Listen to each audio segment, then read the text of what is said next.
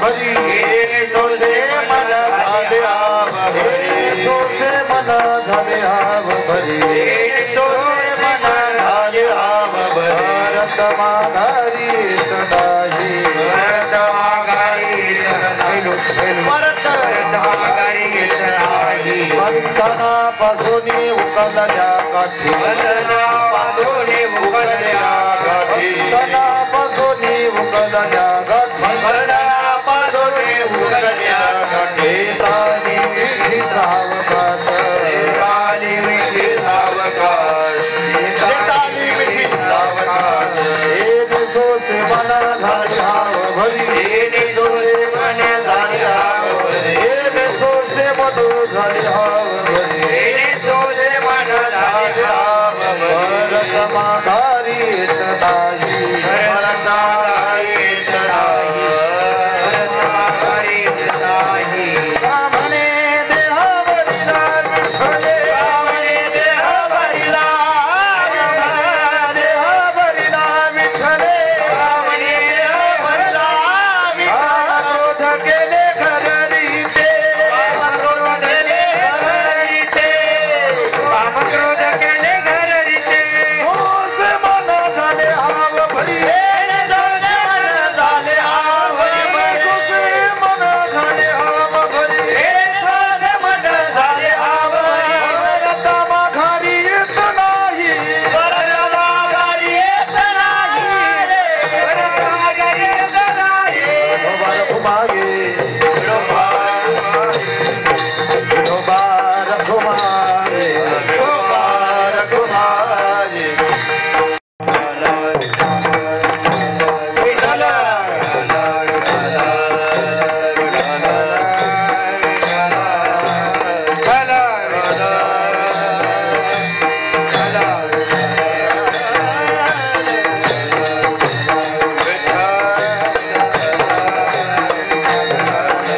टाळी वाजवा टाळ वाजवा भजन करा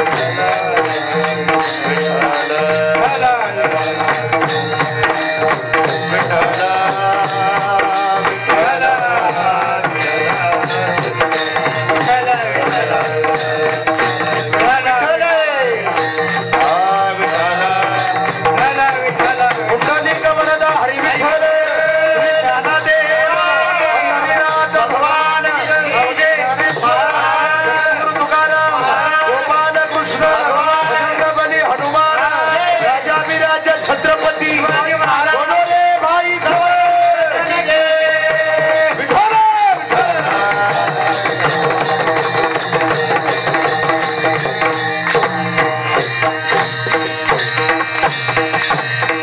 बोलावा विठ्ठल पाहावा विठ्ठल करावा विठ्ठल जीवभाव येणे सोसे मन याचा आवाज काय भावी येणे सोसे मन झाले आव भरी पळता माघारी येत नाही बंधनापासून उकलल्या गाठी देताली मिठी सावकाश तुका म्हणे देह भरिला विठ्ठले काम क्रोध केले घर रीते येणे सोसे मन झाले हाव भरी परता माघारी येत नाही पांडुरंगा करू प्रथम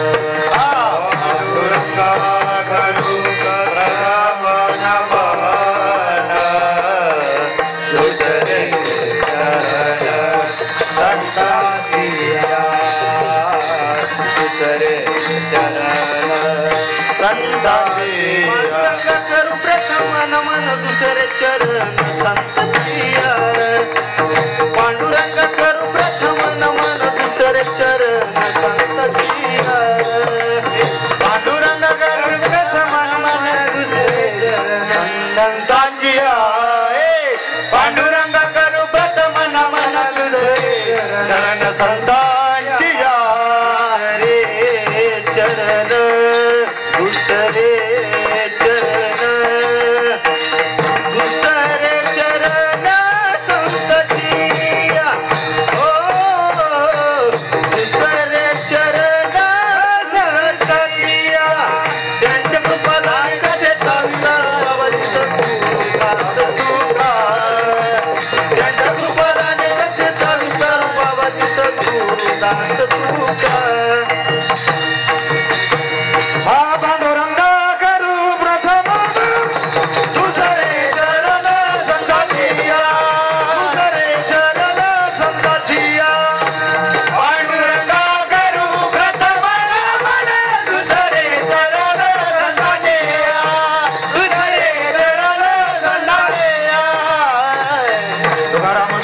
नाम घेता का प्रेम धन्य तुकोबा समर्थ जिने केला तुकाराम तुकाराम नाम घेता का प्रेम धन्य तुकोबा समर्थ जिने केला जळी दगडा सहित वया तारी जैसाला या धन्य तुकोबा समर्थ जिने केला पुरुषार्थ जळी दगडा सहित वया तारी जैसाला धन्य तुकोबा समर्थ जिने केला पुरुषार्थ हरे रामेश्वर भट्ट तुझा तुका विष्णू नारी तुझा धन्य तुकोबा समर्थ केला पुरुषार्थ हरे रामेश्वर भट्ट तुका विष्णू नारी तुझा धन्य तुकोबा समर्थ जिने केला पुरुषार्थ तुकाराम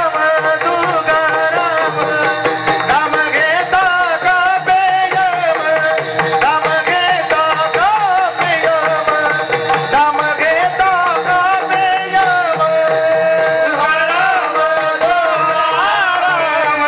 नाम घेता का प्रेम नाम घेता प्रेम नाम घेता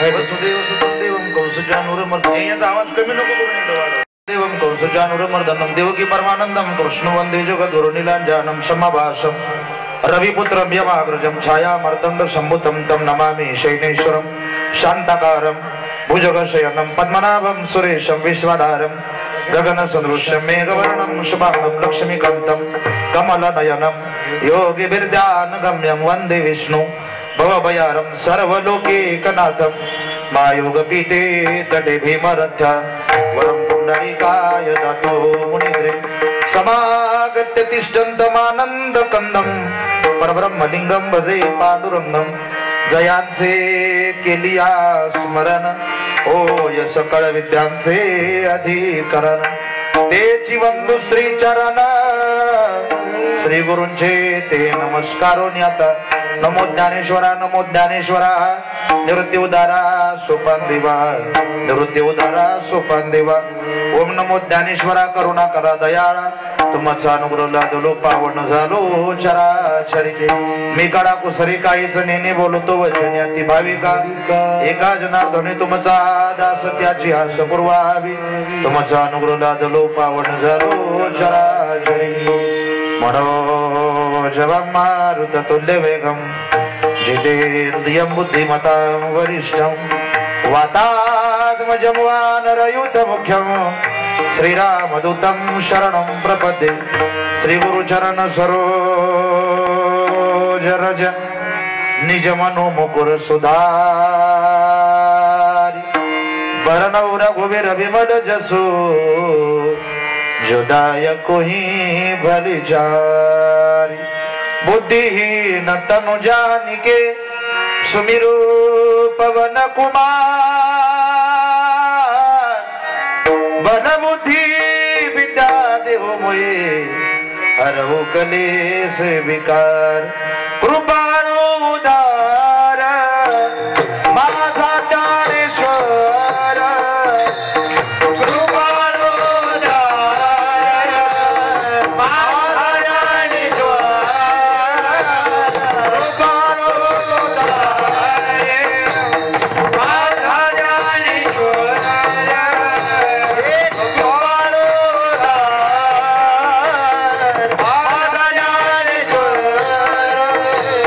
दया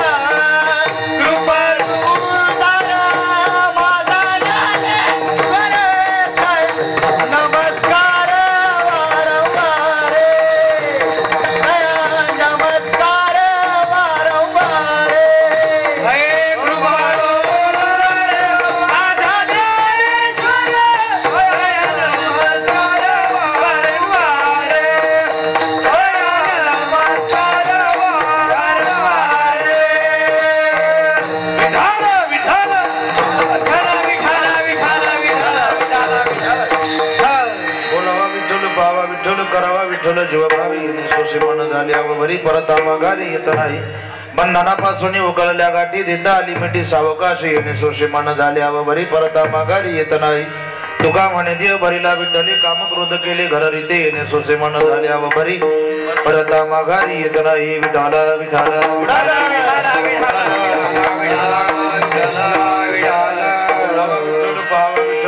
विठ्ठल जीवभावी सोसे मन झाले अवघरी परत माघारी येत नाही ठिकाणी संत मंत सर्व संतांच्या भगवंताच्या स्पर्शानं पावन झालेली भूमी पवित्र असं ठिकाण वापर करण्यासाठी 1 2 3 4 आणि अशा पवित्र ठिकाणी पवित्र स्थानी पवित्र गावामध्ये पवित्र समाजामध्ये पवित्र अशा भाविकांमध्ये पवित्र अशा वातावरणामध्ये अखिल भारतीय मराठा सेवा संघ अधिष्ठान शंभूराजी युवा क्रांती आयोजित संत जगद्गुरु तुकाराम महाराज बिरुत्सवानिमित्तानं हा कीर्तन रूपी सोहळा आणि या सोहळ्यानिमित्तानं मला मिळालेलं निमंत्रण आणि त्या निमंत्रणामध्ये तुम्हा सज्जन मायबापांचं दर्शनाचा योग तुमच्या सेवेकरता निवडलेला लोकमान्य देवमान्य सुप्रसिद्ध कीर्तनकार वैराग्याची मूर्तिमंत पुतळे दिवून निवासी जगद्गुरु तुकोबाराय यांचा सुंदर असा 4 चरणाचा अभंग सेवेकरता निवडला विठाला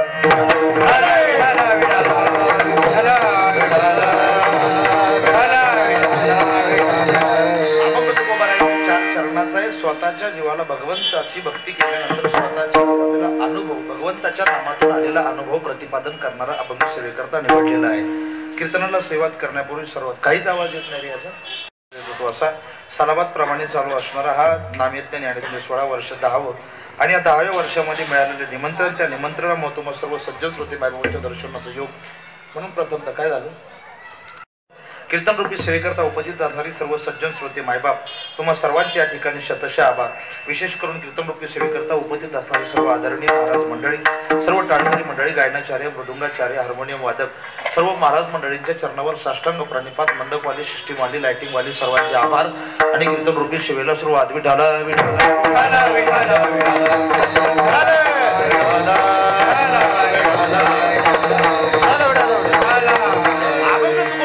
चार चरणाचे आणि तुकोबाराय यांच्या अभंगामध्ये स्वतःच्या जीवाला आलेला अनुभव भगवंताचं नाम घेतल्यानंतर स्वतःच्या जीवाला आलेला अनुभव या ठिकाणी प्रतिपादन करतायत परमार्थाची सुरुवात तुकोबारायनं अशी सांगितली परमार्थाची सुरुवात तुकोबाराय अशी सांगतात की माझ्या परमार्थाची सुरुवात अशी आहे त्याला काही मार्ग आहेत त्याला काही पायऱ्या आहेत आणि त्याला काही मुद्दे आहेत अभंगाच्या पहिल्या चरणामध्ये तुकोबाराय सरळ सरळ असा विचार करतात की माझ्या परमार्थाची सुरुवात अशी झालेली आहे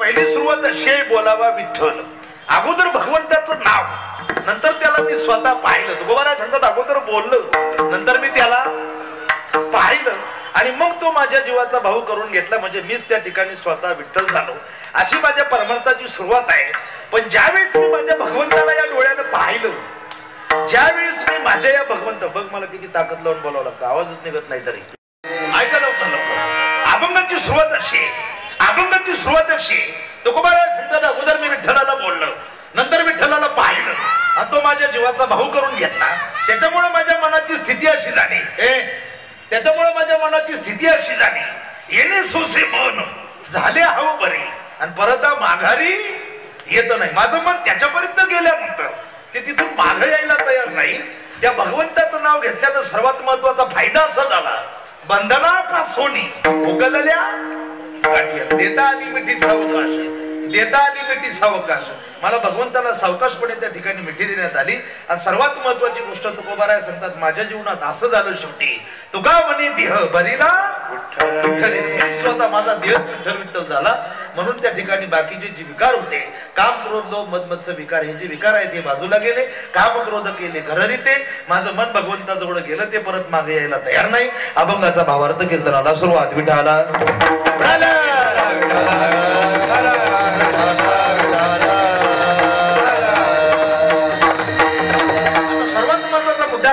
देवाला मानत नाही असा माणूस जन्माला आलेला नाही लवकर तुम्ही सर्वांनी टपाटपा बोलायचं मी टपाटपा तुम्हाला सांगणार देवाला मानत नाही असा विको काढून टाका पूर्ण पूर्ण विको झिरो करा फक्त गाताना विको द्यायचा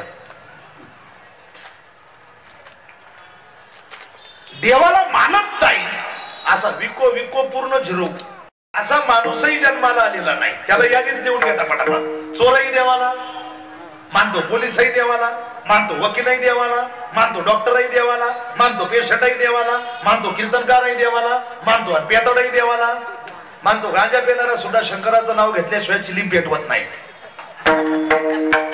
म्हणजे तो सुद्धा देवाला मानतोय. मग मला सांगा, देवाला मानत नाही, जरा बारकाईने विचार करा, देवाला मानत नाही असा माणूस जर जन्माला आलेला नाही, आता मला सांगा तुमच्यापैकी महिला मंडळ तुम्ही एवढ्या जण या ठिकाणी जमलाय, मला सांगा भोंग्याचा आवाज कमी कमी, भोंग्याचा रिटर्न येतोय, त्याला फोन करा ना, त्याचा नंबर नाही का?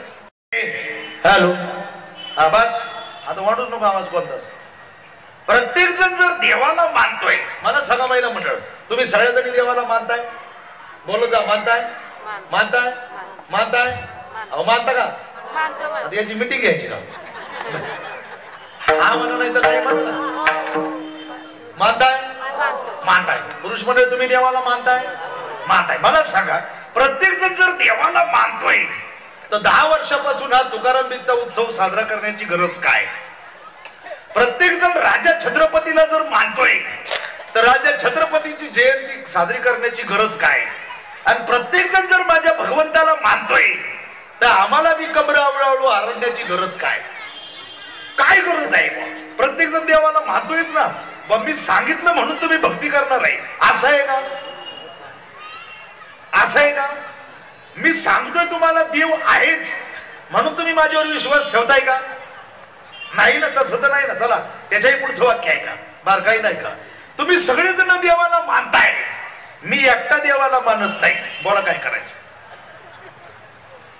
दगड आणायची का? आता मी तुम्हाला म्हणतोय मी देवाला मानत नाही, म्हणजे तुम्ही मानायचं सोडून देणार आहे का? बोल जाऊ, सोडून देणार आहे का? नाही. मी जरी तुम्हाला म्हटलो देव नाहीच तरी तुम्ही मला सांगणार आहे देव आहेच. मग एवढा पक्का विश्वास जर तुमचा देवावर आहे तर हे करण्याची गरज काय? कीर्तनकार सांगतोय देव नाही तरी तुम्ही सांगताय नाही देव. किती विश्वासानं सांगताय? मग एवढा विश्वास जर तुमचा आहेच तर माझा साधा प्रश्न आहे, एवढं सगळं करण्याची गरज काय? देव आहेच ना. बरं देवाला मानतायच ना, पण ऐका त्याच्या पुढचं वाक्य, तुम्ही सगळेजण देवाला मानताय, वाक्यभर काही नाही का? तुम्ही सगळेजण देवाला मानताय, मी एकटा देवाला मानत नाही पण मी देवाला जाणतो, हा माझा स्वाभिमान आहे. मग मला सांगा, देवाला मानणं महत्वाचं का जाणणं महत्वाचं? बोलत जा. तुम्हाला काही टेन्शन आहे का माझं? तुम्ही आज माझ्या मौतीला आले का? मग तुम्ही पहा ना, काही माणसं काय नाही काय नाही, काही लोड आहे का? अहो काही लोड आहे का? एक सांगू तुम्हाला, सर्वात महत्वाची गोष्ट आहे का, एकदा अगोदर या आवाजानं मला दिलं टेन्शन, आणि त्याच्यात तुम्ही जर तोंड सोडून बसले मग काय करा, तुम्ही फ्रेश राहा, मी माईक बाजूला ठेवून कीर्तन करेन, तुमच्यापर्यंत आवाज येईल एवढा मग आवाज वाढवतो, तसं काय नाही. माईक नसताना फक्त तुम्ही बाहेर काही नाही इकडे लक्ष देऊ नये. काय असतं माहिती का, लोक इथे एखादा व्याख्यात आला, एखादा कीर्तनकार आला, एकदा हा साईडचा आवाज खूप मोठा, त्याच्यात इथं याच्यात आवाज येत नाही, याच्यात आवाज क्लिअर येत नाही, मग एवढ्या टेन्शन मध्ये कीर्तन करायचं म्हटलं तर कीर्तनकाराला पण थोडं जड जातं. मग त्याच्यात तुम्ही जर मला सांगा, तुम्ही जर माझ्या पुढे असं बसले, तुम्ही काय वांग सांगायचं का तुम्हाला? मग मी पण तुम्हाला असं सांगणार, रामाला खूप त्रास झाला, होऊ दे ना. सर्वात महत्वाची गोष्ट आहे का, कीर्तन प्रवचन असं ऐकलं पाहिजे, चुकल्या पुत्राची वार्ता. कसं ऐकलं पाहिजे? चुकल्या पुत्राची वार्ता. आणि मला सांगा ना, 10 वर्षापासून तुम्ही एवढा मोठा खटाटोप चालू केलाय, महिला मंडळी इथे येऊन चिंता करण्याकरता का चिंतन करण्याकरता?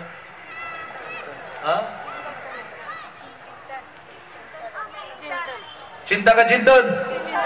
तरी बाई झाल्यावर चिंता करते, बाप्याच बापान दरवाजा लावला नाही काय नाही. इथं येऊ, तुम्हाला आवाज स्पष्ट येतो माझा? कळतोय ना? पुरुष मंडळी येतोय ना? मग तुम्ही बोला ना का म्हणून माझ्या बरोबर?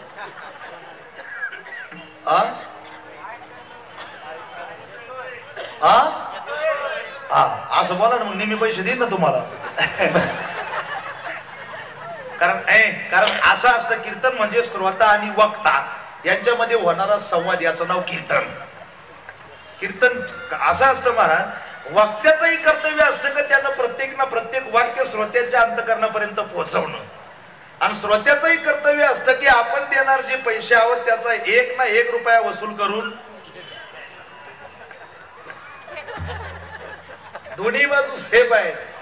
मग तुम्ही कितपत लोक म्हणतात बघ कीर्तन ऐकून परिवर्तन होईल, पण जेव्हा ऐकणाराही ठरवेल की सांगणाराही एकटा आहे आणि ऐकणारा सुद्धा मी एकटाच आहे, आणि असं ज्या दिवशी लोक कीर्तन ऐकतील त्या दिवशी कीर्तनातून परिवर्तन होईल, अन्यथा कीर्तनातून परिवर्तन होणार नाही आणि होणारही नाही. महाराज आपण काय होतं, एखादं उदाहरण असेल आपण दुसऱ्याकडे बोट दाखवतो, जे चाललंय हे माझ्याकरता चाललंय असा विचार ज्या दिवशी कीर्तनातून होईल त्या दिवशी कीर्तनातून परिवर्तन होईल, अन्यथा कीर्तनातून परिवर्तन होणं शक्य नाही.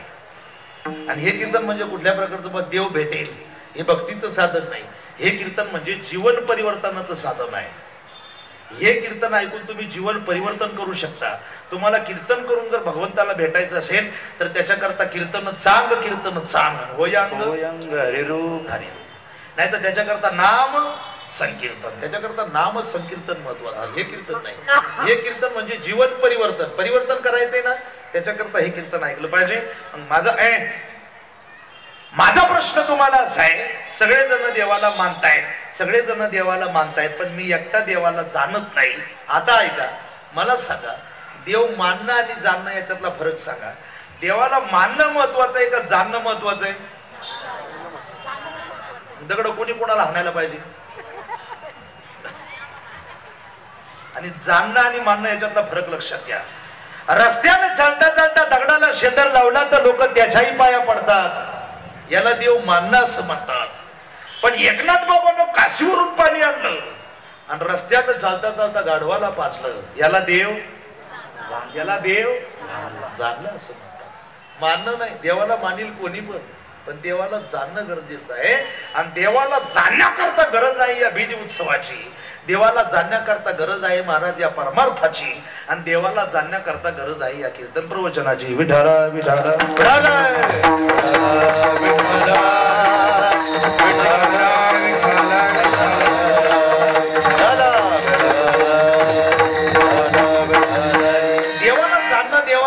देवाला जाणणं म्हणजे काय तर देवाला जाणणं म्हणजे एकच गोष्ट आहे. तुम्हाला मला जी गोष्ट पाहिजे त्या गोष्टीचं नाव आहे सुख.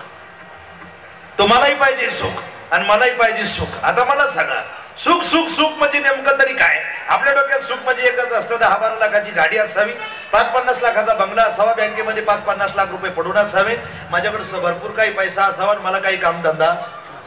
बापाची पेंड आहे का? आपण याला सुख म्हणून बसलोय, पण संपत्तीचं सुख नाही. सुखाची व्याख्या सांगू तुम्हाला, सुख बरोबर देव आणि देव बरोबर सुख. सुखी व्हायचंय का? देवाजवळ जावं लागेल. देवाजवळ जायचंय का? सुखी व्हावं लागेल. सुखी व्हायचंय का? देवाजवळ जावं लागेल. देवाजवळ जायचंय का? सुखी व्हावं लागेल. मग मला सांगा, अगोदर काय करावं लागेल?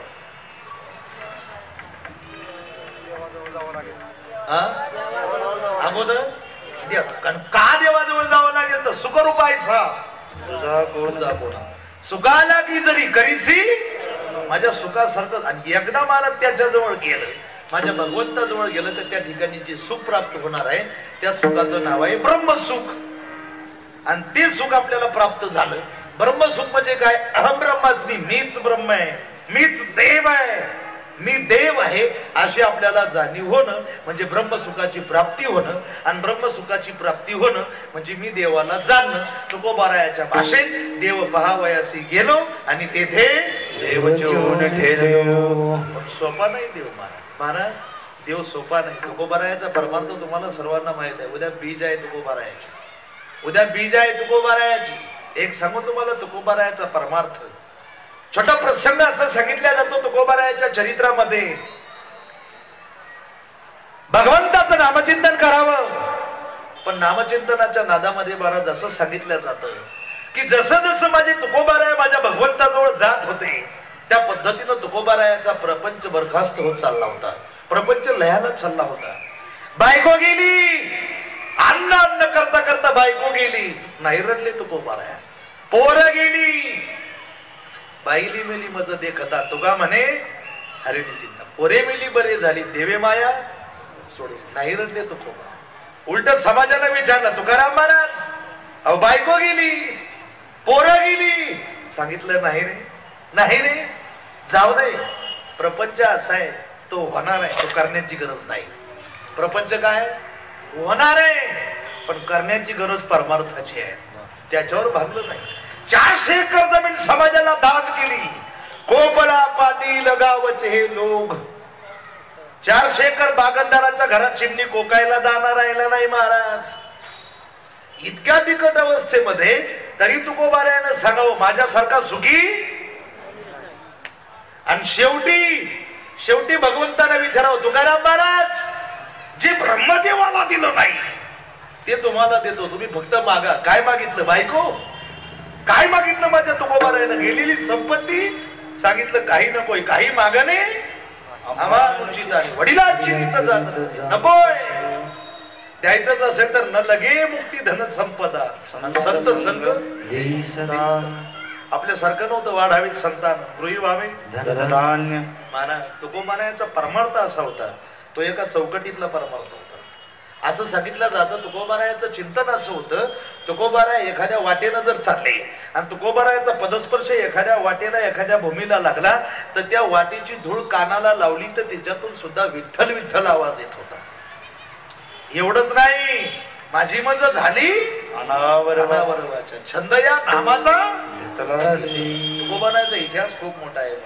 आपण काय करतोय? आपला परमार्थ किरकोळ आहे, आपला परमार्थ किरकोळ आहे. आपल्या परमार्थाला काय करता? मनी नाही भावन म्हणे देवा मला. आणि मला सांगा, गळ्यात माळ घातली म्हणजे माणूस धार्मिक जातो का? हा केव्हा नाही, लवकर बोला. गळ्यात माळ घातली म्हणजे माणूस धार्मिक होतो का? अहो गळ्यात माळ घातली म्हणजे माणूस धार्मिक होतो का? गळ्यात माळ घातली म्हणजे माणूस धार्मिक होतो का? आवाज येत नाही माझ्यापर्यंत. गळ्यात माळ घातली म्हणजे माणूस धार्मिक होतो का? हा, आता आवाज कमी होऊ द्यायचा नाही. कपाळाला गंध लावला म्हणजे माणूस वारकरी झाला का? परत आवाज कमी झाला. तो गळ्यात माळ घातली म्हणजे माणूस धार्मिक झाला का? कपाळाला गंध लावला म्हणजे माणूस वारकरी झाला का? पंढरपूरची वारी करतो म्हणजे सज्जन झाला का? लय अन्नदान करतो म्हणजे दाता झाला का? मी कीर्तन करतो म्हणजे सज्जन झालो का?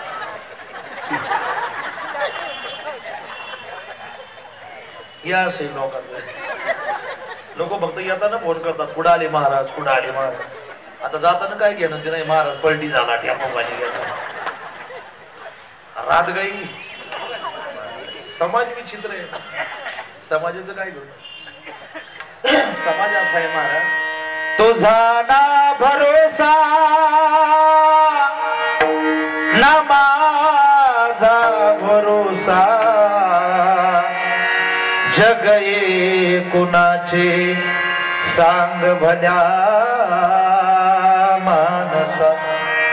असो चूल माती आणि मीठ भाकर, असो चूल माती आणि मीठ भाकर, नाम हरीचे मुखी गोड साखर. सोडून दे रे धनाच्या तुलालसा, जग हे कुणाचे सांग भल्या मानसा. कधी लागेली रे वेड्या तुला गोडिया भंगाची. बहीण कुणाची भाऊ कुणाचा, कोण कुणाचे सगळे सोय रे. ज्यांच्या करता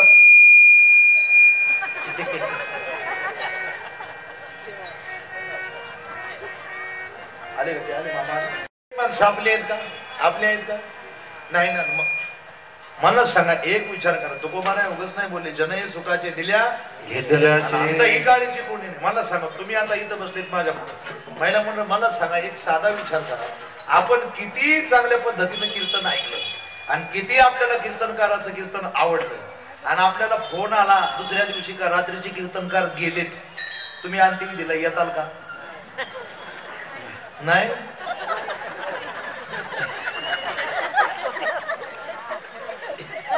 समाजाची रीत आहे. तुम्हाला काय सांगतो, अहो तुम्ही लई आमची माझ्या घरातला पण शब्द सांगतो तुम्हाला. आता 2-4 दिवस झाले मी आता सुट्टी घेतली होती, 8 दिवस घरीच होतो. आता काय झालं, आता 2-3 दिवसापूर्वी मी आजारी पडलो. म्हणजे मला श्वास कमी प्रमाणात भेटायला लागला. मग मला आमचा ड्रायव्हर, आमचे आई वडील, माझी बायको नगरला दवाखान्यात आणलं. अहमदनगरला दवाखान्यात आणल्यानंतर डॉक्टरांनी मला चेक केलं. मग आई वडील डॉक्टर पुढे गेले. आई म्हटली पाहाव वाचले पाहिजे हो आमचे महाराज. वडील म्हटले वाचले पाहिजे हो महाराज. आई रडत होती, वडील रडत होते, पण आई वडील बाजूला झाले. आणि मग बायको पुढे आली, पदर बिदर खुसून आली. मला ड्रायव्हरनं सांगितलं, असं मी नव्हतो सुट्टीवर. ती पहिल्यांदा डॉक्टर पुढे आल्या तिनं पहिल्यांदा एक जोरात फुरका मारला. डॉक्टर म्हणले ओळखलं तुम्हाला, तुम्ही कोणी नाही. आता ती रडायला लागली. ती म्हटली डॉक्टर साहेब वाचले पाहिजे हो महाराज. लईच नाटकं करायला लागली. बाप दिली वाचले पाहिजे हो महाराज, वाचले पाहिजे हो महाराज. पैसे कमायचं मशीन आहे हो.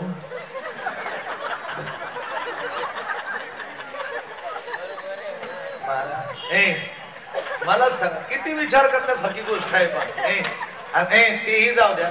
मग डॉक्टरांनी सांगितलं ताई महाराजांना क्लिअर करायचं असेल तर महाराजांना कमीत कमी 3 दिवस मौन पाळावं लागेल. म्हटलं काय हरकत नाही बा. मग म्हटलं घरी आणलं रात्री 2-2:30 वाजता. आता मला सांगा, घरी आणल्यानंतर मला सांगा, साधा विचार आहे, 3 दिवस जर मौन पाळायचं सांगितलंय तर मला आता आजचं एक कीर्तन करता येणं शक्य होतं का? शक्य होतं का? होतं का? नाही ना. मग मी तिला म्हटलं आता मला मौन पाळायचं सांगितलंय, मी काय आज कीर्तनाला जात नाही. रात्री म्हटलं उद्या काय जात नाही. ती म्हणली काय अडचण नाही, झोपा बिंदास. पण सकाळी उठल्यानंतर आवरलं वगैरे, जेवणाचं ताट तयार झालं. म्हणजे म्हणली गाव जेवण घ्या ना. म्हटलं का रे आज लय लवकर सकाळी जेवण? ती म्हणली तुम्हाला कीर्तनाला नाही जायचं का? म्हटलं तो या कानामागे देऊ का? तुला म्हटलं ना त्यात सांगू काहीतरी फोन करून महाराज आजारी आहे. ती म्हणे मग चांगला बोलवतो ना, कायला 10-15 हजार बुडीतो. ही समाजाची रीत आहे. महाराज कबीर बाबा बोलतात सब पैसे के भाई दिल का साथी. महाराज समाज विचित्र आहे. म्हणून सर्वात महत्वाची गोष्ट आहे का, तुकोबारायाने काही नाही मागितलं यांच्याकरता. तुकोबारायाने सांगितलं बस मला काही नको, द्यायचंच असेल तर तुका म्हणे गर्भवासीन सुखे. तुकोबारायाचा परमार्थ सांगू तुम्हाला. परमार्थ तर बाजूला ठेव. दान करण्याची परंपरा एवढी मोठी होती माझ्या तुकोबाची, एवढी मोठी परंपरा होती माझ्या तुकोबाची. पत्नीच्या अंगावर एकुलता एक लुगडं राहिलं होतं, ते पण 2-3 ठिकाणी थिगडं लावलेलं, दंड घातलेलं लुगडं. आणि विटेवरच्या पांडुरंगानं ठरवलं की तुकोबारायाची परीक्षा घ्यायची माझ्या तुकोबारायाची. आणि परीक्षा घेण्याकरता तुकोबा भगवान परमात्मा पांडुरंगानं एका भिकारणीचं रूप घेतलं, फाटकं लुगडं अंगावर घातलं, तुकोबारायाच्या दारात आलंय. आणि विचारलंय आहे का कोणी घरात? तुकोबारायानं बाहेर आहे ना. अरे काही दान आहे का शिल्लक? सगळं दान केलंय, आता काही राहिलं नाही. अरे एखादं लुगडं तरी ते अंगावरचं लुगडं फाटलंय. तुकोबारायानं पाहिलं तर खरंच फाटलेलं होतं. तुकोबाराय म्हटले माझ्या पत्नीच्या अंगावर एकुलतं एक लुगडं आहे, एक लुगडं आहे. आणि भिकारी सुद्धा काय मागते? तुकोबारायानं सांगितलं नक्की देईल, पण उद्या या, सकाळी या, लवकर या. उद्या या, सकाळी या आणि लवकर या. पांडुरंगानं सांगितलं ठीक आहे. परत दुसऱ्या दिवशी भिकारणीचं रूप धारण केलं तुकारामाच्या दारात. ए तुकारामा, अरे भेटल का नाही लुगडं? नक्की भेटल, आवाज करू नका. काय? नक्की भेटल, फक्त आवाज करू नका. स्वतःची पत्नी स्नान करण्याकरता मोरीत गेलेली होती दादा. एकुलतं एक लुगडं मोरीवर टाकलेलं होतं. तुकोबारायानं पाठीमागच्या बाजूनं जावं, एकुलतं एक लुगडं उडून काढावं आणि भिकारणीच्या हातात देणार. तर तुकोबारायाच्या सुद्धा डोळ्यात खळखळ पाणी यावं. रुक्मिणी मातेनं विचार केला, अरे काय परंपरा आहे माझ्या तुकोबाची. एकुलतं एक लुगडं दान केलं, पण नाही विचार केला की आता माझी पत्नी काय परिधान करेल. रुक्मिणी मातेनं नवं लुगडं घ्यावं आणि मुरीवर आणून टाकावं. ज्यावेळेस पत्नी नवं लुगडं परिधान करून तुकोबाराया पुढे आली, त्यावेळेस तुकोबारायाला काय म्हटली माहिती? भांडण नाही केलं. लोक म्हणतात लई भांडत होती, भांडण नाही केलं. भांडण नाही केलं, एकच वाक्य वापरलं तुकोबारायाला. बरं का महिला मंडळ, अहो भिकारणीला जुनं दान करू स्तवर नवदान केलं असतं तर जादा पुण्य भेटलं असतं. ही परंपरा होती आमच्या तुकोबारायाच्या परमार्थाची. आणि त्याच्याही पुढे जाऊन समूह महिला मंडळ लोक म्हटले तुकोबारायाची जी पत्नी जिजाई आहे, जिजाई परमार्थाला आडी येत होती, ती बाहेरंगाला आडी येत होती, अंतरंगाला नाही. पांडुरंग घरी जेवायला येणार आहे, विटेवरचा पांडुरंग घरी जेवायला येणार आहे बातमी कळाली. जिजाईनं सांगितलं जेवायला येणार आहे, येऊ द्या, स्वयंपाक नक्की करेल. शब्द पाहावा का, स्वयंपाक नक्की करेल, फक्त वाढायला समोर जाणार नाही. का जाणार नाही तर मला त्या इथ्याचं तोंड पाहायचं नाही. काय, मला तोंड पाहायचं नाही. पहा बर का, तोंड पाहायचं नाही हा बाह्यरंग आहे, पण मी त्यांना उपाशी पण जाऊ देणार नाही. हा परमार्थाचा वारसाच खूप मोठा होता आमच्या तुकोबारायाचा. लोक आता म्हणतात तसं झालं, हे झालं, ते झालं. अनेक सांगू तुम्हाला, आतापर्यंतचा इतिहास असा आहे, आतापर्यंतचा इतिहास का ज्या ज्या लोकांनी नावं ठेवली तीच लोक समाजात आज मोठी झाली. लोकांनी तुकोबालाही नाव ठेवलं, ज्ञानोबालाही नाव ठेवलं, आणि वारकरी संप्रदायात असं एकही माणूस नाही मोठा झालेला की त्या माणसाला समाजानं नाव ठेवलं नाही. कोणत्याही माणसाचं उदाहरण घ्या. आणि एक सांगू तुम्हाला, एक वाक्य लक्षात ठेवा, शेजारची किंवा आपल्या आजूबाजूची लोक आपली निंदा करायला लागली का आपण समजायचं आपण मोठं व्हायला लागलो. थोडा अभ्यास करा. शेजारीन बाई आपल्याला नाव ठेवायला लागली का आपण समजायचं माझा नवरा माझ्यावर ज्यादा प्रेम करायला लागला. एक सूत्र आहे मला. बरं मला सांगा, माणसं केव्हा निंदा करतात? माणसं निंदा केव्हा करतात? बरं तुम्ही विचार करा तर मी चहा पिऊन येतो. काय दरिद्रेवानी बसलेत काय. एक सांगू का तुम्हाला, माझं वैयक्तिक मत असं आहे, माणसानं आलेला प्रत्येक क्षण आनंदात घातला पाहिजे. तिकडे पोर मरू नाही तर बायको मरू, बायको मेली दुसरी कर पण आनंदी राय. तुकोबारायाची बायको गेली, रडली का तुकोबाराया? रडली. मग तुम्हाला काय झालं? इथं जेवणाचा कार्यक्रम होता का अगोदर? हा नाही, लय जेवण झाल्यानंतर पण सुस्तावल्यावर होतं काय. आता मला सांगा, मी आलोय 350 किलोमीटरवर, तुम्हाला वाटतोय का मी थकल्यावानी? वाटतोय का? यांनाच काय झालं इथं तुमच्या सगळं बोलतोय. एक सांगू तुम्हाला, एक सांगू तुम्हाला, आहे तोपर्यंत माणसाला क्या भरोसा है इस जिंदगी का, साथ देती नहीं ये किसी का, क्या भरोसा है इस जिंदगी का. याचा काय भरोसा आहे तोपर्यंत. मौत जब तुझको आवाज देगी, घर से बाहर निकलना पड़ेगा. जिंदगी एक किराए का घर है, एक ना एक दिन बदलना पड़ेगा. मौत जब तुझको आवाज देगी, घर से बाहर निकलना पड़ेगा. त्याचं बोलावून आल्यानंतर काय, हे सगळं इथंच राहणार आहे. गाडी, बंगला, संपत्ती हे सगळं याच ठिकाणी राहणार आहे. म्हणून सर्वात महत्वाची गोष्ट या ठिकाणी आहे का, माझ्या तुकोबारायाचा परमार्थ खूप मोठा होता. ज्यांनी तुकोबारायाला सगळ्यात जादा नाव ठेवलं, नवे महाराज ज्यानं तुकोबारायाचा जो अभंग गाथा आहे पाण्यात टाकला, तोच महाराज शेवटी काय केलं? तुकिता तुलनेसे ब्रह्म तुकासी आले, म्हणून रामेश्वरी चरणी मस्तक ठेविले. आणि 14 टाळकऱ्यामध्ये, तुकोबारायाच्या 14 टाळकऱ्यामध्ये पहिला टाळकरी म्हणून उभा राहिला असेल तर कोण? रामेश्वर भक्त. ज्यांनी तुकोबारायाला नाव ठेवावं तेच तुकोबारायाचे पहिले टाळकरी म्हणून उभा राहावे. हा खूप मोठा तुकोबारायाच्या परमार्थामधला खूप मोठा यशस्वी वाटा आहे. म्हणून तुकोबारायाचा परमार्थ मोठा होता. आपला परमार्थ या पद्धतीचा नाही. गळ्यात माळ घातली म्हणजे माणूस धार्मिक होत नाही, सत्य परिस्थिती आहे. माळ घालून काय माणसं दारू पितात? नाही पित का? तुमच्याकडे पितात का? हा, माळ घालून पितात का? दाखवू का 4-5 जण इथंच? ताईट बाबर माझ्याकडे जरा ताईट, बैठे बैठे सावधान, अशी खाली मान घालायची नाही, मग तो धरलाच, मग तर कार्यक्रमच झाला तुझा. खरं ताईट बाबर दाखवून जा तुम्ही 4-5 जण. 1 2 बरेच जण आहेत. माळ घालू, एकानं माळ घातली माझ्याकडून 31 डिसेंबरला, आणि हॉटेलवर गेला आणि त्यानं माळ अशी साईडला काढली आणि मग प्याला, आणि पेल्यावर परत माळ घातली. मी म्हणलं का रे माळ घालून प्याला? तो म्हणलं घालून नाही पिलो, काढून पिलो. लय भामटी मंडळी असतात.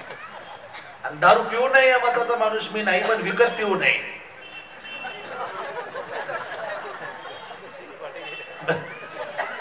हा फुकट पे ना, गलास खिशात ठेव, येईन तवा धरण पे.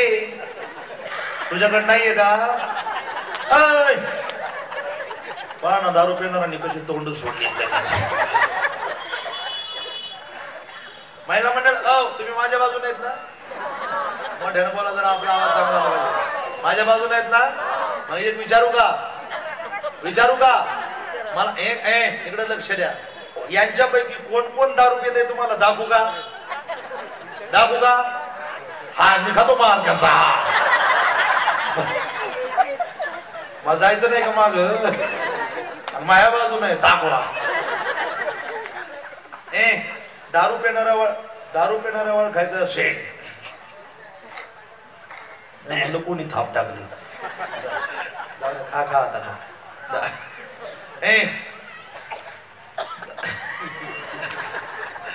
विठाला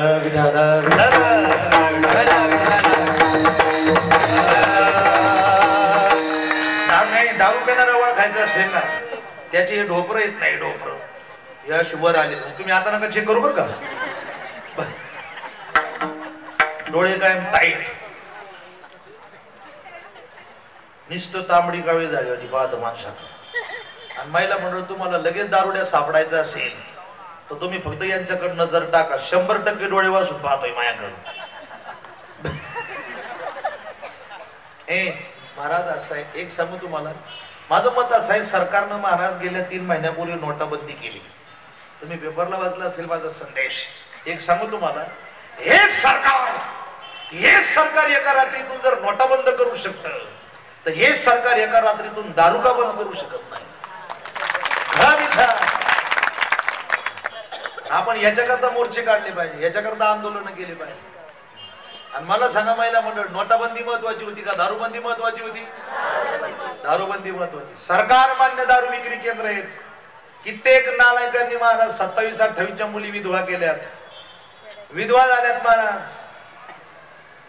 आणि मी म्हणतो, काय सरकारची दानत आहे? काय सरकारची दानत आहे? सरकारनं जशी एका रात्रीतून नोटाबंदी केली, तशी एका रात्रीतून सरकारनं दारूबंदी करावी. त्या दिवशी आम्ही म्हणू खरंच सरकार आहे. कारण सरकार मान्य दारू विक्री केंद्र येतात आणि ती काळाची गरज आहे. आणि मला सांगा महिला म्हणलं, तुम्ही जरी दारूबंदी करता उठल्या तर काय फरक पडणार आहे? करायची का बंद? करायची का? किती जणी तयार आहेत? हात वर करावर. याचा फोटो काढून द्या पहिला. तवा कसे हात खाली झाले का बघा. यावतलंही वाटत नाही. दारूबंदी करायची असेल तर 25 महिलांचा ग्रुप तयार करायचा. तुम्हाला मार्गदर्शन करतो मी.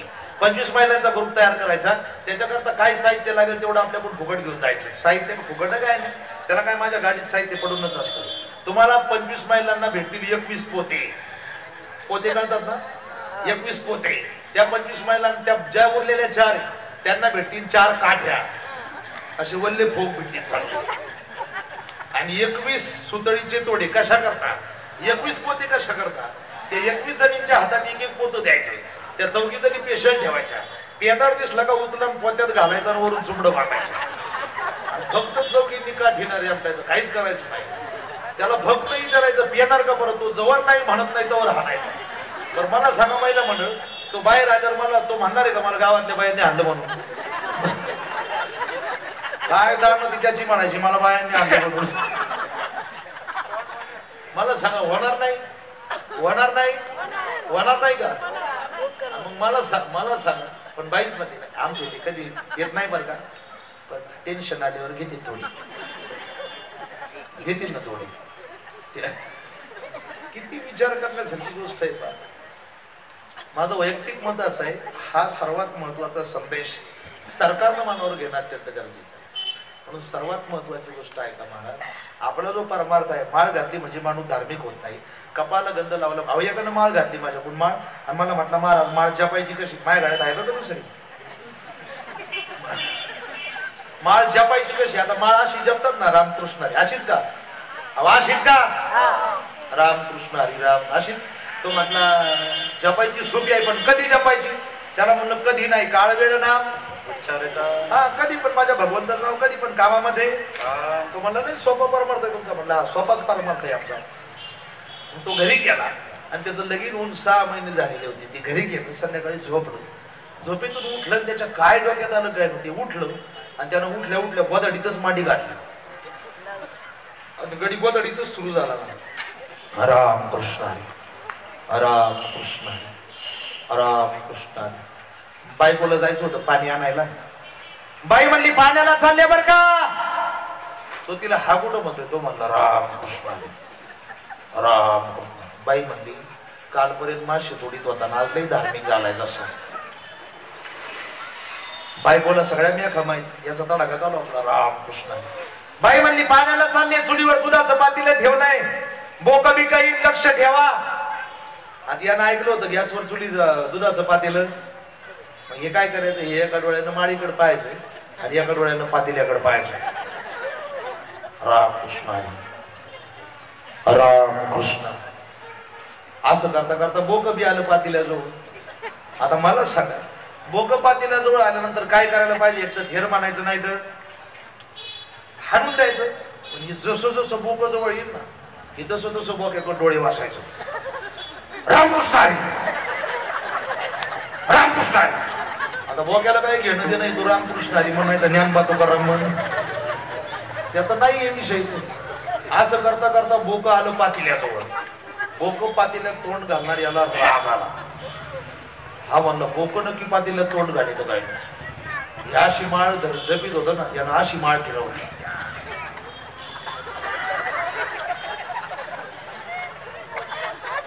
येईल काय एखाद्याच्या गाड्यात जाऊ द्या होऊन जाईल माळ कर लाईट बसा जरा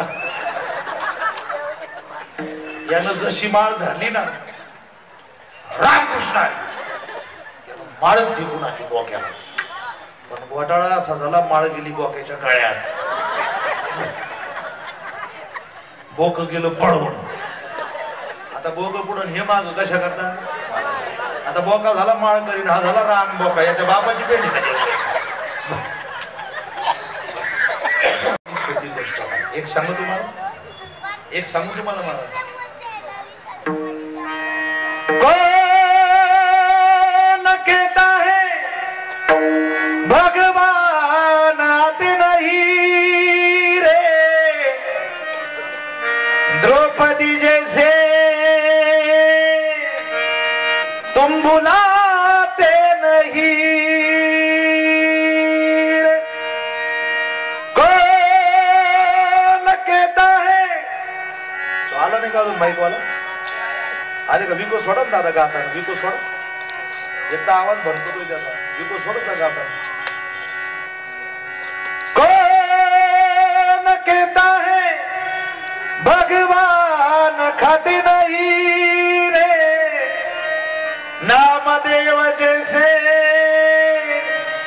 तुम खिलाते नहीं रे कौन कहता है भगवान सोते नहीं रे यशोदा मैया जैसे तुम सुलाते नहीं रे काय वर्णन कौन कहता है भगवान आते नहीं द्रौपदी जैसे तुम बोला मनी नाही भाव म्हणे देवा मला पाव, देवा शान पावायचा नाही र, देव बाजारचा भाजीपाला नाही. माझा भगवंत भेटणं एवढी सोपी गोष्ट नाही आता. पण माळ घातली म्हणजे माणूस धार्मिक होतो असं काय नाही. कपाल गंध लावला म्हणजे माणूस वारकरी झाला असं काय नाही. त्याच्याकरता सर्वात महत्वाची गोष्ट अशी सांगितल्या जाते, त्याच्याकरता सर्वात महत्वाची गोष्ट अशी सांगितल्या जाते, त्याच्याकरता आपल्याला स्वतःला देव होणं अत्यंत गरजेचं आहे. आणि स्वतः देव व्हायचा असेल ना महाराज, पिते दूध डोळे मिटून जात मांजराची, मनी चोरट्याच्या कारे भीती जागण्याची, सरावल्या हाता नाही कंप का सुटावा, उघडदार देवाता, उघडदार देवा. स्वतः जर देव व्हायचं असेल आणि देवाला जाणून घ्यायचं असेल ना, तर त्याच्याकरता महाराज एकच देहाची तिजोरी आहे, भक्तीचा ठेवाय. फक्त या ठिकाणचं दार उघडणं गरजेचं आहे, कारण आत ईश्वर आहे, आत ईश्वर आहे. नाहीतरी महाराज मला सांगा, याला चालवणारा कोण आहे? त्याला ओवी सुवर्णाचे मणी गेले ते सोनियाच्या सुती ओवीने, तैसे म्या जगधारीने राम सवय व्यांतरी. नाही तर म्या बोलविल्या वेदू बोले, म्या चालविल्या सूर्य चाले, कोण बोलवितो हरी वीणा, कोण बोलवितो हरी वीणा, कोण बोलवितो हरी वीणा, कोण बोलवितो हरी वीणा. जाणे हे शरीर कुणाचे सत्याने कोण बोलवितो हरी वीणा. करता करविता जर परमेश्वर आहे महाराज, तो स्वतः देवा हे देवा, आवाज वाढवा याचा, देवा हे देवा हे हो हृदय मंदिरी शोधून पाये, देव नटला नाना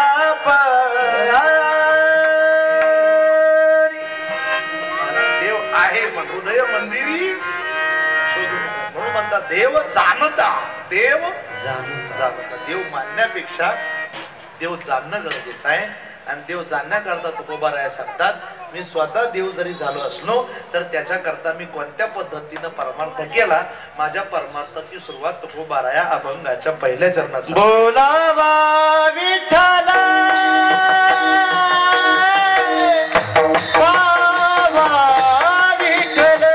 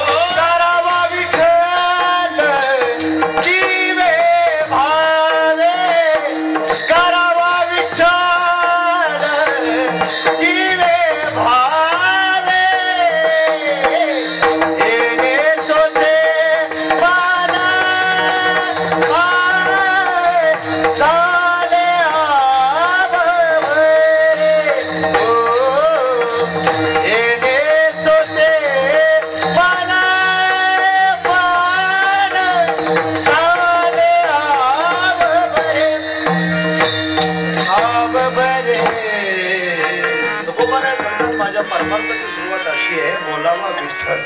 अगोदर या मुखानं भगवंताचं नाव मी त्या ठिकाणी घेतलंय. कोणत्या पद्धतीनं?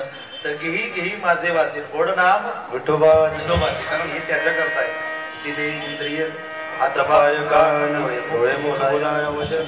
कारण असं आहे माझ्या भगवंताचं नाम असं आहे, घेता नाम घेता नाम विठोबाचे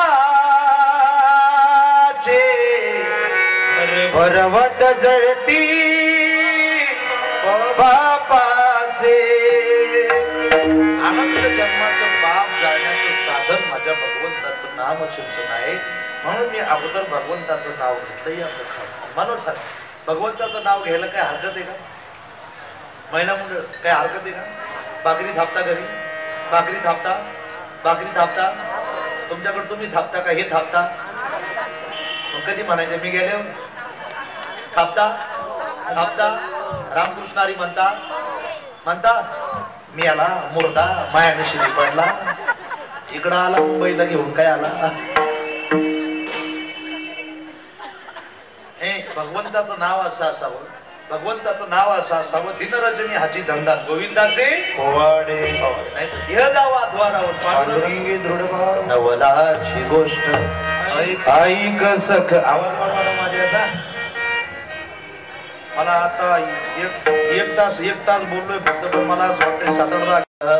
आता बा बरं कसं काय आला आवाज? काय आवाज कमी करता तुम्ही मुद्दाम? नवलाची गोष्ट ऐक सखाई बाई, कुंभाराने बाळ तुडविली पाय. पण कशा करता? भगवंताच्या नामचिंतनामध्ये अडथळा येऊ नये म्हणून स्वतःचा मुलगा स्वतःच्या पायाखाली तुडवला. असं नामचिंतन असावं, असं नामचिंतन असावं. म्हणून तुकोबाराय सांगतात मी अगोदर भगवंताचं नाव घेतलं, नंतर त्याला या डोळ्यानं पाहिलं. डोळ्यानं का पाहिलं? तर महाराज एकदा की यानं माझ्या भगवंताला पाहिलं. राजस सुकुमार मदनाचा पुतळा, नाही तर सदा जोडो तुझ्या मूर्ती आवडे रूप गोजिरे पाहत लोचन सुखावले. असं माझ्या भगवंताचं रूप सावळे परब्रह्म आवडे. असं माझ्या भगवंताचं रूप त्या ठिकाणी पाहिलं. आणि रूप पाहिल्यानंतर स्वतःच मीच त्या ठिकाणी माझ्या जीवाचा भाऊ म्हणजे मी स्वतः त्या ठिकाणी विठ्ठल होऊन गेलो. अशी माझ्या परमार्थाची त्या ठिकाणी सुरुवात आहे. आणि त्या परमार्थाच्या सुरुवातीमध्ये मला जो त्रास झाला, आता असं आहे परमार्थ करताना सुद्धा व्यवहार करताना माणसाला त्रास होतो, तर परमार्थ करताना का माणसाला त्रास होऊ नये? आणि चांगलं कार्य आपल्याला एखाद्या कार्यामध्ये यशस्वी व्हायचं असेल तर माणसानं संकटाला सामोरं जाण्याचं शिकून घेतलं पाहिजे. संकट खूप येत असतात. ज्या नवरा बायकोचं लग्न झाल्याबरोबर टिपण बसत नाही, ती म्हातारपणाला खूप प्रेमानं राहतात. ती म्हातारपणाला उद्यानमध्ये गप्पा मारायला येतात. ज्यांचं माना एक असं आहे, शेवटी जर एखादी गोष्ट चांगली होणार असती तर सुरुवातीला तिचा त्रास सहन हा एक व्यवहाराचा नियम आहे. म्हणून परमार्थामध्ये तुकोबारायाला जो त्रास झाला महाराज, तो तुकोबारायाचा जो त्रास आहे आजही तुम्ही पहा. किती वर्ष झाली? 400 वर्षापेक्षा जादा वर्ष झाली. माझ्या तुकोबारायाचा गाथा जसाची तसा आहे, माझ्या तुकोबारायाचं नाव जशी तसं आहे. आता मला सांगा महिला मंडळ, विचार जर केला तर तुकोबारायाचं एक तत्व असं होतं, मरावे परी कीर्ती रूप. तुकोबाराय असं म्हणत होते परमार्थ करू नका, नाही करायचा परमार्थ करू नका, पण रस्त्यानं चालताना असं झालं की लोकांनी तुम्हाला रामराम घातला पाहिजे. बसताना अशा ठिकाणी बसा की 4 माणसं तुमच्या जवळ येऊन बसले पाहिजे. आणि मरताना असं मरा की ज्याला कळून त्याच्या डोळ्यात पाणी आलं पाहिजे. असं जीवन जगलं पाहिजे. भोग जीवन नाही महाराज. गेल्यानंतर आता मला सांगा महिला मंडळ, 200 वर्षापूर्वीच्या तुमच्या आजी सासऱ्याचा आजोबाचा फोटो तुमच्या घरात आहे का? आहे का? आहे का? नाही का? नाही. 200 वर्षापूर्वीचा 200 वर्ष बंधोबाचा नाही का? नाही का? नाही. हा बरोबर आहे ना, तेव्हा फोटो आला. बरोबर आहे ना, आज लवकर बोलायचं, त्याला काय घाबरायचं? त्याच्यात घाबरायचं काय? तुम्ही बसले मी उभा आहे. अहो गोष्टी अशा असतात, काही लक्षार्थानं विचार करावा लागतो, काही वाचार्थानं. एक खेड्यातली म्हातारी मुंबईत आली दवाखान्यात, तिचा गुडघा दुखत होता. ती डॉक्टरला म्हणते, डॉक्टर माझा गुडघा दुखतोय. मग डॉक्टरनी चेक केलं. डॉक्टर म्हणले, मावशी याचा एक्सरे काढावा लागेल. काय काढावं लागेल? एक्सरे. आता तिला कुठं समजत एक्सरे? मग ती म्हणली एक्सरे म्हणजे? तेवढ्यात कंपाऊंडर पळत आला. कंपाऊंडर म्हणला, आजी एक्सरे म्हणजे डॉक्टर म्हणतायत याचा फोटो काढावा लागेल. ती म्हणली, डॉक्टरने मला अगोदर सांगायचं ना, मी चांगली साडी घालून आली असते. आता चांगल्या साडीचा एक्सरेचा काही संबंध आहे का? अहो संबंध आहे का महाराज? लय विचित्र गोष्टी असतात. अहो एक जण दवाखान्यात गेला, दवाखान्यातून घरी चालला, रस्त्यात वडापावाची हातगाडी लावलेली होती. मग त्यानं एक वडापाव घेतला आणि वडापाव खायला लागला. आता वडापाव कसा खातात? पावाबरोबर वडा घेतात आणि खातात, नाही तर पावामध्ये वडा घालतात आणि खातात. पण यानं काय केलं, वड्याच्या वरचं जे बेसनपीठ होतं ते बेसनपीठ सगळं काढून टाकलं आणि आतली चटणी पावाबरोबर खाऊ लागला. मी त्याला विचारलं, म्हणलं का हो दादा, एवढा सुंदर वडापाव आहे, एवढा टेस्टेड वडापाव आहे, तुम्ही काय नेमकं आतलं खाताय, बाहेरचं काढून टाकताय? तुम्हाला महाराज तसं नाही, तुम्हाला नाही समजायचं. म्हणलं मला का समजायचं नाही? तो म्हणला, मी आता दवाखान्यात गेलो होतो, मला डॉक्टरनं सांगितलंय बाहेरचं खात जाऊ नका.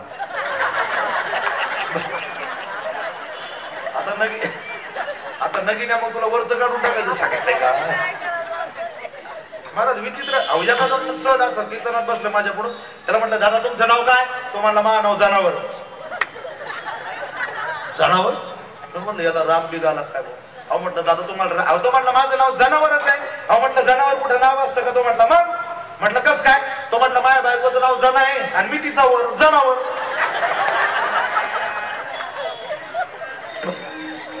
काही लोक लय विचित्र असतात. एका भजनाचा पोऱ्या चांगला भजन बिजन म्हणायचा पेटी वाजून. तो शाळेत गेला, त्याला गुरुजींना विचारलं. गुरुजी म्हटले, का रे बाळू तू भजन म्हणतो, मग तुला संगीताविषयी काही माहिती असेल? तो म्हटला हा. म्हणे काय माहिती? म्हणजे ती कालच मामाच्या गावाला गेली. गुरुजी म्हणले, तू ही संगीता चुलीत घाल, मी हे संगीत म्हणतोय. म्हणजे तू नेमकं काळी एक पट्टीत गातो, काळी दोन पट्टीत गातो, पांढरी एक पट्टीत गातो, पांढरी दोन पट्टीत गातो. तो म्हणला, गुरुजी मी कोणत्याच पट्टीत गात नाही, मी झोपडपट्टीत गातो. लक्षार्थ आणि वाच्यार्थ गोष्टी. मग मला सांगा, मी काय विचारत होतो तुम्हाला? बाबा लक्ष. त्यावेळेस फोटो का नाही? तर फोटो आला नव्हता ना? नक्की ना? आता घोटाळा करत नाही बघा. आता मला सांगा, आमचे छत्रपती अगोदरचे, आमचे तुकाराम महाराज अगोदरचे का तुमचा पंजा अगोदरचा? हा, तुकाराम महाराजाच्या काळात काय बाप गेला होता का फोटो काढायला?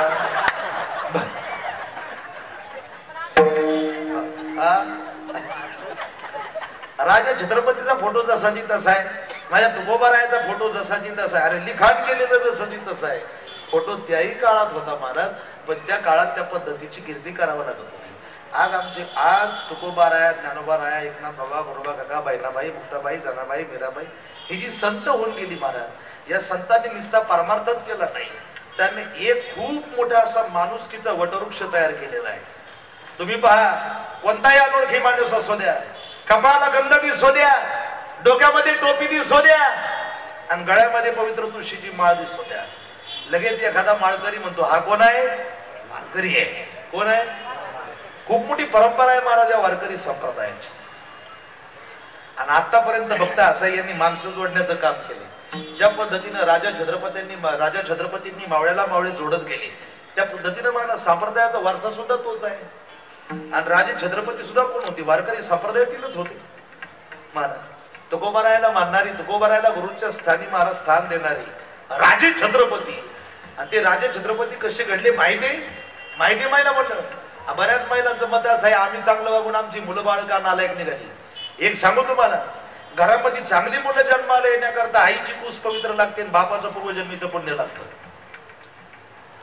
नाही नाही महाराज, राजे छत्रपती जन्माला आले. तुम्हाला माहिती आहे, मराठवाड्यातले शहाजीराजे आणि विदर्भातले आईसाहेब लग्न सोहळा जमला. लग्न थाटामाटामध्ये पार पडलं. बरेच दिवस झाले, आईसाहेबांना दिवस गेले, आईसाहेबांना दिवस गेले. 7वा महिना लागला, डोहाळे लागलेत. आणि गावातल्या महिलांना कळालं आईसाहेबांना डोहाळे लागलेत. ही बातमी शहाजीराजांपर्यंत पोहोचली आणि शहाजीराजांना कळालं माझ्या पत्नीला डोहाळे लागलेत. शहाजीराजांनी पळत पळत यावं आणि आईसाहेबांसमोर उभं राहावं आणि आईसाहेबांना विचारावं डोहाळे लागले भाषा बाबर का कशी होती पुरुष मंडळ. डोहाळे लागलेत. काय आहे तुमचे डोहाळे. कधी आपल्यासारखी भाषा होती. डोहाळे लागले तुला थोबाड आणलं पाहिजे. लाडात येऊन विचारतो डोहाळे लागले. खानदान भाषा होती शहाजी राजांची. डोहाळे लागलेत. आई साहेबांनी सांगितलं हो राजे डोहाळे लागलेत. डोहाळे लागलेत पण राजे आमचे डोहाळे ऐकण्याकरता तुम्हाला तुमचं मन खंबीर करावं लागेल. ऐकायचे डोहाळे. उतरा त्या घोड्याच्या खाली. सोडा तो घोड्याचा लगाम. शहाजी राजांनी लटलट कापावं. आई साहेबांनी पळत पळत जावं. घोड्याचा लगाम हातात धरला. मेन्यातली तलवार बाहेर काढली. सांगितलं ऐका आमचे डोहाळे. ऐका आमचे डोहाळे. जुलुमशाही संपणार. हुकुमशाही संपणार. राजे छत्रपती जन्माला येणार. राजे छत्रपती जन्माला. आई साहेबांच्या पोटी राजे छत्रपती जन्माला आले. त्याला कारण आहे आई साहेबांनी 7व्या महिन्यात रामायण आणि महाभारत वाचलं होतं. मग आताच्या बाईनं जर 7व्या महिन्यात सैराट पाहिला तर तिच्या पोटी का गायराट येऊ नये.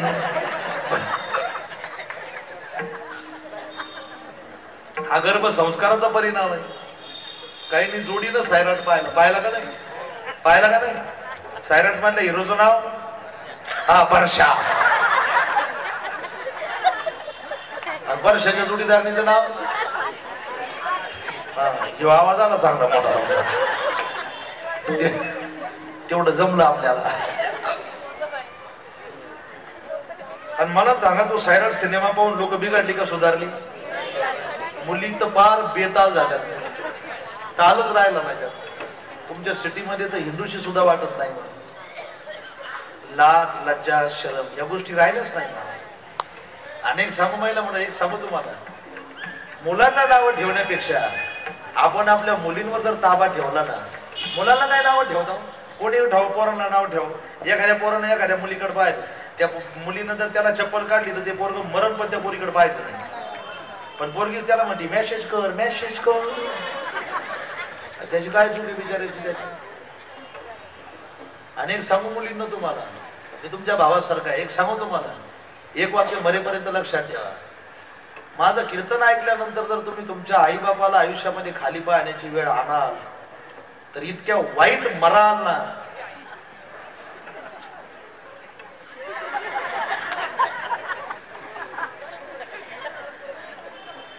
ही प्रेम प्रकरणावाली माणसं ही लव्ह मॅरेज वाली माणसं ही म्हातारपणाला अशीच होतात. महाराज अशी. ही बायको एका साईडनं चालत ती एका साईडनं चालत अशी.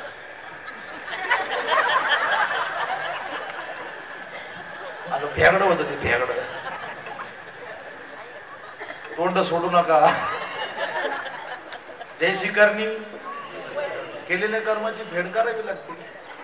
आणि मला सांगा ना. मला सांगा बरं तुमच्यापैकी एखादं लव्ह मॅरेज कोणाचं झालेलं असलं त्यानं सांगा उठून लव्ह मॅरेज झालंय मी सुखी आहे लग्नाचे पैसे भरून देईन.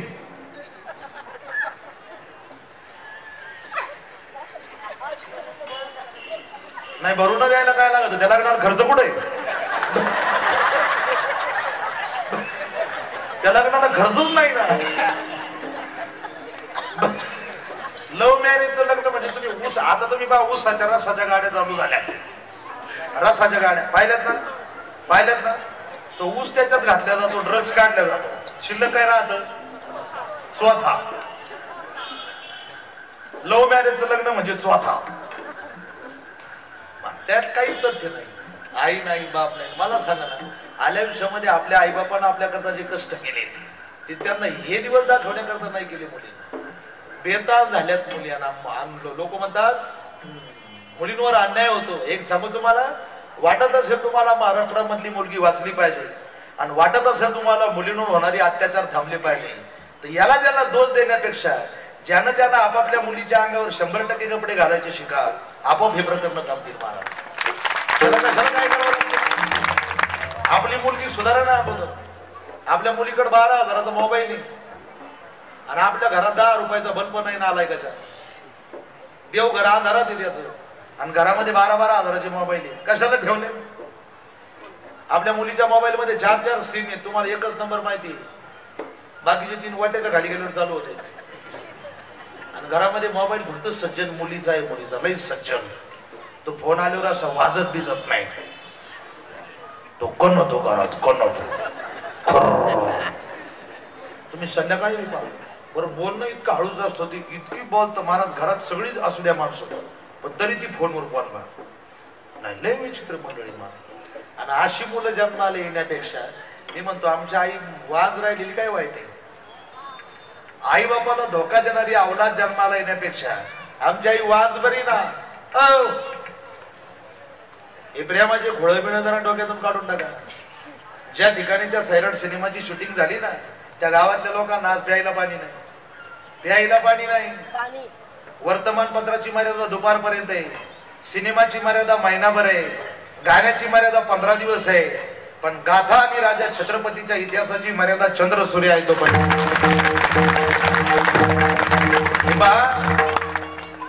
मी म्हणतो मी 12वी नाही काय वाग कळत तुला. ते खोकडा आणलंय कुठून पहिलं, ते पहिलं एक खोकडं होतं एवढं एवढं, ते बरं होतं.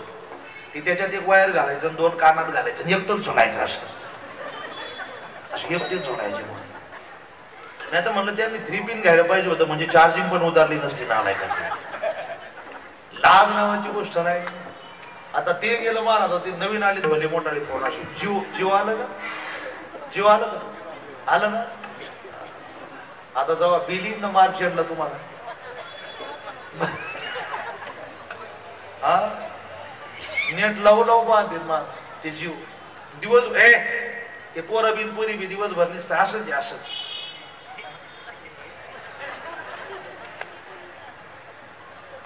काही यज्ञ झाले असं बरोबर. एकानं दिवसभर असं असं केलं, रात्री बापापाशी झोपलं, कान फडांगलं त्यानं बापाचं झोपात. त्याला लिमिट आहे का नाही काय.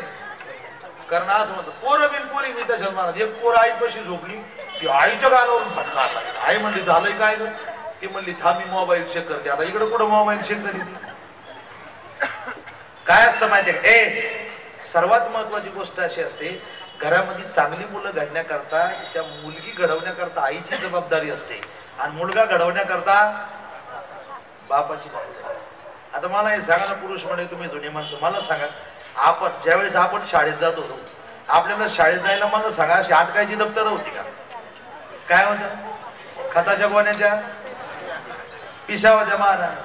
मला सांगा कमराला पट्टा होता का, कमराला पट्टा होता का, अहो कमराला पट्टा होता का, करकुट्याला काढी भूक लागली का आटा चढवायचा, जेवलं का आटा उतरायचा. मला सांगा आपण शाळेत कधी जात होतो.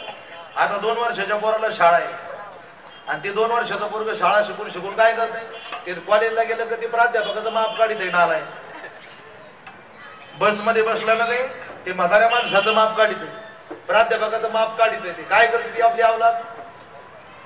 आणि आपण म्हणतो माझा मुलगा काय करतो तुमचा मुलगा, तुम्हाला माहिती का बाहेर आता 4 माणसात बसली ती तर बापाच्या नावानं हाका मारतात एकामेकाला. नालायकांना लाज नावाची गोष्ट झाली नाही, बापाच्या नावानं हाका मारतात टोनगी. आणि आपण म्हणतो माझा मुलगा आहे. काय हे संस्कार केले का तुम्ही त्याच्यावर. किती विचार करण्यासारखी गोष्ट आहे. पण आणि एखादी तिकडून पुढाऱ्याची गाडी आली तर त्याला साहेब, आणि इकडे बापाच्या नावाचा उदो होतो.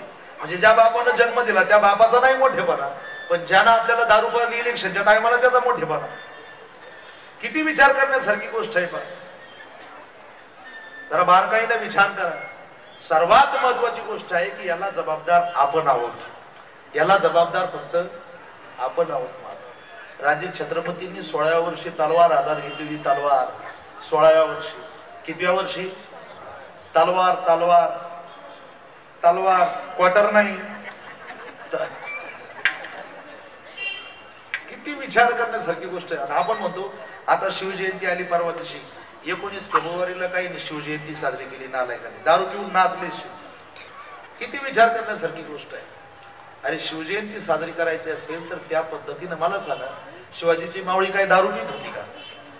आपण निघालो शिवजयंती साजरी करायला. म्हणून सर्वात महत्वाची गोष्ट आहे का, घरामध्ये चांगली मुलं जन्माला येण्याकरता आईची कुस पवित्र आणि बापाचं पूर्वजन्मीचं पुण्य त्या ठिकाणी लागत असतं. महाराज ज्या पद्धतीनं महाराज मी तुम्हाला सांगत होतो की जी गोष्ट माणूस दिवसभर करतो तीच एखाद्या वेळी झोपेत करत असतो.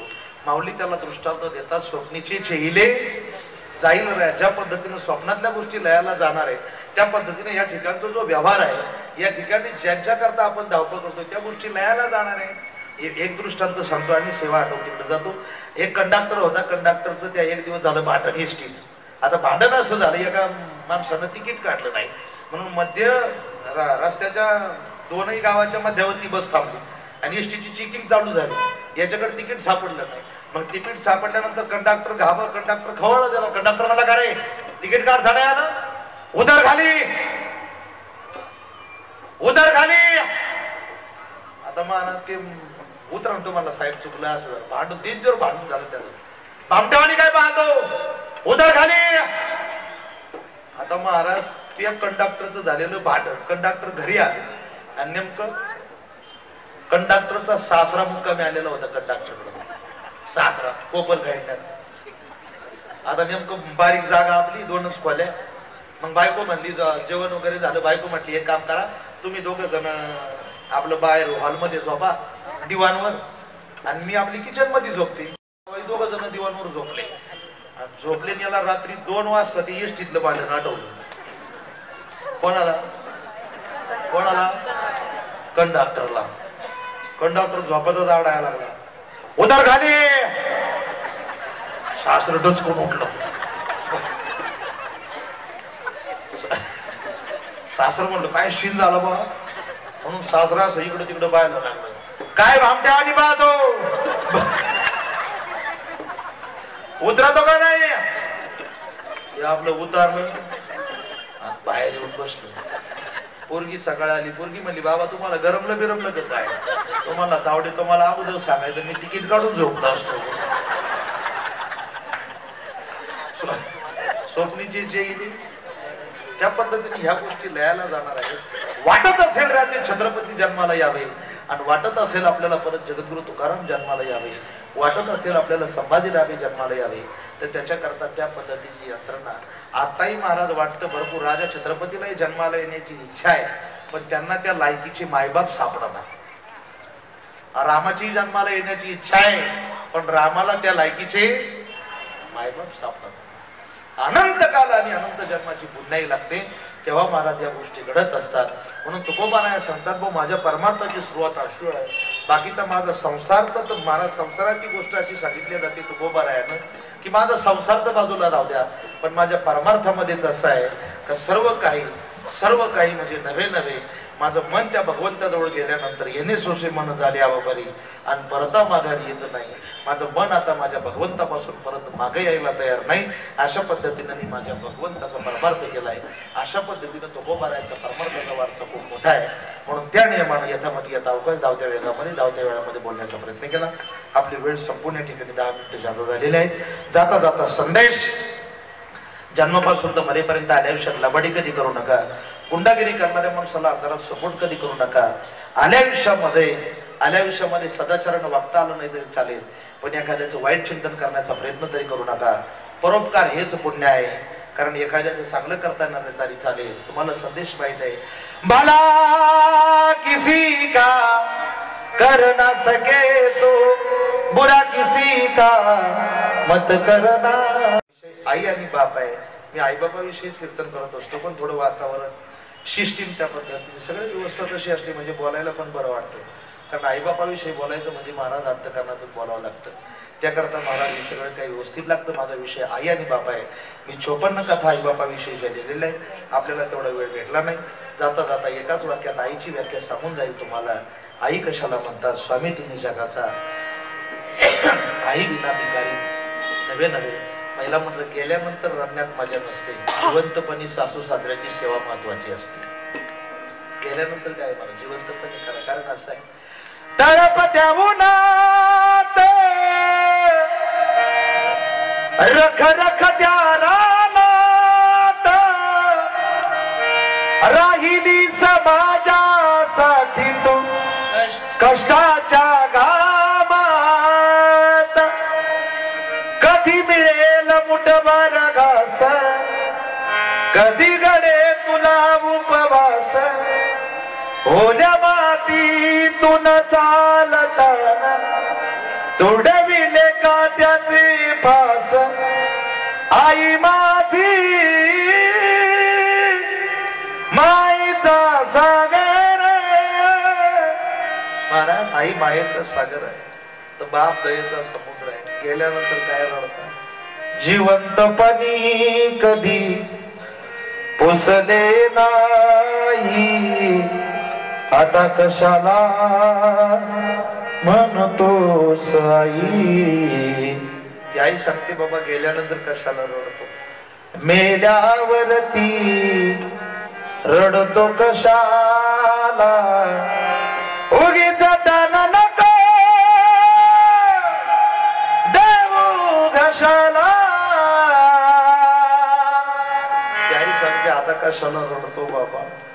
जन्म दिला आईने मला उपकार हा मोठा केला ठेच लागे माझ्या पायाला अश्रू येते तिच्या डोळ्याला. जगाच्या बाजारामध्ये अनंत अपराध आला निर्दोष सोडणारं कोर्ट आमच्या आईचं हृदय आहे. बापाचंही कार्य तितकंच मोठं आहे म्हणून आईची सेवा आणि बापाची सेवा ईश्वर सेवा आहे. ज्यांच्या ज्यांच्या मुली लग्नाला आहे त्यांनी 2 वर्ष मुलीचं लग्न लेट करा. आपल्या स्वतःची मुलगी खुरप्याला देऊन खुरपणारी म्हणून पहा, एखाद्या बेकाराला देऊन बेकारी म्हणून पहा, पण एखाद्या बेवड्याला देऊन विधवा पाहण्याची वेळ तुमच्यावर कधी देऊ नका. माझं कीर्तन विसरले तरी चालेल, माझ्या कीर्तनाचे संदेश कधी विसरू नका. या नियमानं महाराज या ठिकाणी येण्याचा योग आला. या ठिकाणचे सर्व काही आयोजक नियोजक मंडळी सर्वांचेच या ठिकाणी कोटी कोटी धन्यवाद. आयोजक आहेत श्री सुभाष बाळू पाटील, अखिल भारतीय मराठा सेवा संघ नवी मुंबई जिल्हा अध्यक्ष.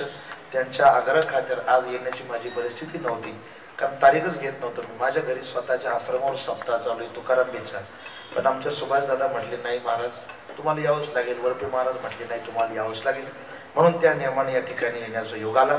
हरिभक्त पारायण आमचे वरपे महाराज आहेत सुभाष दादा, त्यांना कोटी कोटी धन्यवाद. विशेष करून कीर्तन चांगलं झालं म्हणजे लोक कीर्तनकाराचा उदो करतात, पण कीर्तन चांगलं होण्यापाठीमागं 80% काम या आणि या मंडळींचं असतं. दादा कीर्तनकाराचं काम 20% असतं. सर्वात महत्वाची गोष्ट आहे कीर्तनाचा. आता काय होतं कीर्तनकार महाराज येतो त्याचे पैसे घेऊन जातो. ही मंडळी 2-2.5 तास उभी राहतात बरं रोज. आम्ही मगाशी काही बोललो महाराजांना की वारकरी संप्रदायाचा वारसा फक्त महाराज कलाकार मंडळींनीच टिकवला असेल. कीर्तनकाराचं काय 2 तास बोलून निघून जातो महाराज. भजनाचं काय अजून 4 वर्षानं कीर्तनकाराच्या लाईनी लागतील. पकवाद्याची गायकाची तारीख घ्यावं लागेल, कीर्तनकाराची लाईन लागेल महाराज. खूप मोठा वारसा या मंडळीने टिकून ठेवलेला आहे. आळंदीकर मंडळी आहेत, दोन्ही मृदुंगाचार्य आमचे महाराज, नावं कुणाशी मला माहिती नाही. सर्व गायनाचार्य सर्व आदरणीय महाराज मंडळी सर्वांच्या चरणावर या ठिकाणी साष्टांग प्रणिपात करतो. विनिकरी बाबा, चोपदार बाबा, मंडपवाली, शिष्टीवाली सर्वांचेच हार्मोनियम वादक कोटी कोटी धन्यवाद. आमच्या बरोबर आलेले आमचे दाजे आहेत आसारामदाजी धाडगे, त्याच पद्धतीने आमच्यावर ज्यांचं प्रेम आहे आमचे देवेंद्र भाऊ शिखरे, त्यांनाही या ठिकाणी कोटी कोटी धन्यवाद. सर्वांचे परत एकदा शतश आभार. जाता जाता एक सूचना, जे तुम्हाला मायबापाविषयीचे संदेश सांगितले त्या संदेशाचं माझ्या आश्रमाचं एक दिव्य संदेश म्हणून कॅलेंडर उपस्थित आहे. त्याच्यावर अनमोल लाखाची विचारे, खाली माझा मोबाईल नंबर आहे, माझ्या आश्रमाचा पत्ता आहे. त्याच पद्धतीनं तुम्हाला ज्या आईबापाविषयीच्या कथा म्हणलो त्यापैकी या पुस्तकामध्ये मी आईबापाविषयीच्या 54 कथा लिहिलेल्या आहेत. आपल्या मुलांवर संस्कार होण्याकरता ते पुस्तक आहे. त्या पुस्तकाचं नाव आहे काय पाप केलं त्या आईबापानं.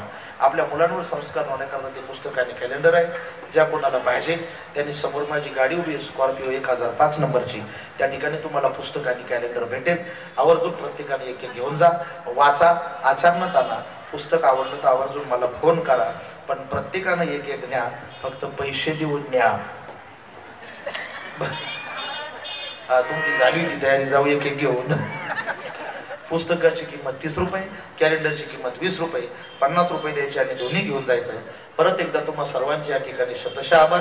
गेल्या 12 वर्षापासून ज्यांच्यामुळे मी या स्टेजवर उभा आहे, महाराष्ट्रातील वारकरी संप्रदायातील एक बुलंद आवाज, महाराष्ट्रातील वारकरी संप्रदायातील एक भयानक वादळ, ज्यांनी कीर्तनाच्या बाबतीत महाराष्ट्रात नव्हे तर महाराष्ट्राच्या बाहेर सुद्धा कीर्तनाचं रेकॉर्ड ब्रेक केलं, अशी माझी गुरुवर्य महाराष्ट्रातील थोर समाज प्रबोधनकार निवृत्ती महाराज देशमुख इंदोरीकर यांच्या चरणी सेवा समर्पित. आणि सेवेला पूर्णविराम. विठोबा रघुमाई